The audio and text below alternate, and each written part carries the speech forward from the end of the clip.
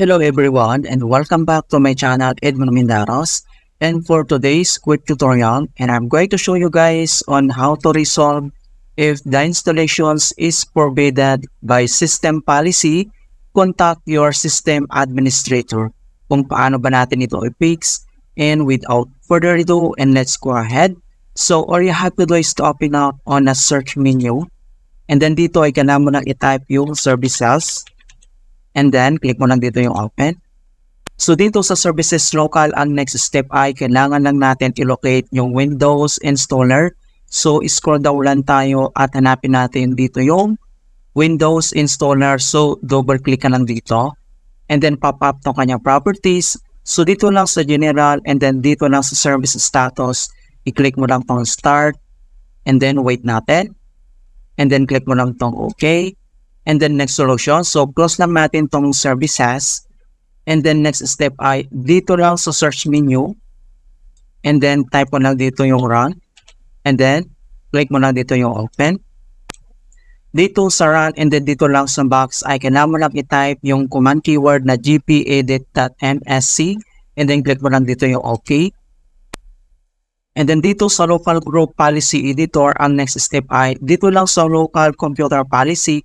And then, select mo lang dito yung administrative template. So, double click ka lang dyan.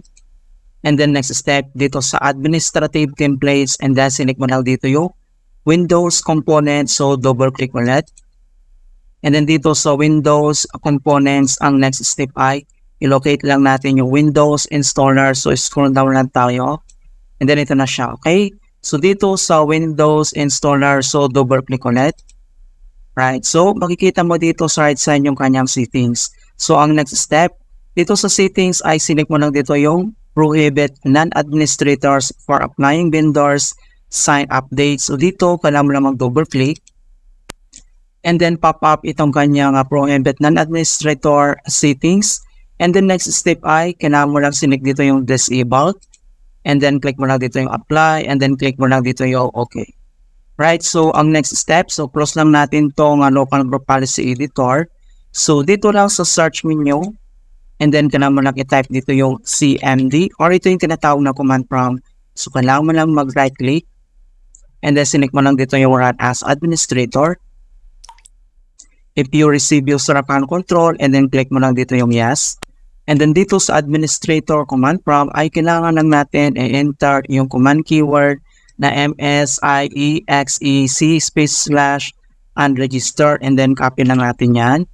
And then next step ay i-paste natin dito. Kung paano yun i-paste, dito na sa taas, kailangan mo lang mag-right click. And then select mo lang dito yung edit, and then select paste, and then enter. And then next command keyword ay kailangan lang natin i-copy itong msiexec space / ring server, and then copy lang natin yan. So, same procedure, kailangan lang natin dito i-paste, right-click, and then edit, and then select mo na dito yung paste. And then next step, after dito ay close lang natin tong CMD. And then next step ay dito lang sa start menu, click mo lang yan, and then select mo lang dito yung restart. So, kailangan lang natin mag-restart. Okay? So, ganoon lang po kasimple on how to fix this installations is forbidden by system policy in Windows 11 or Windows 10. And please don't forget to like this video, subscribe to my channel for more quality content. Thank you guys, and see you in my next tutorial.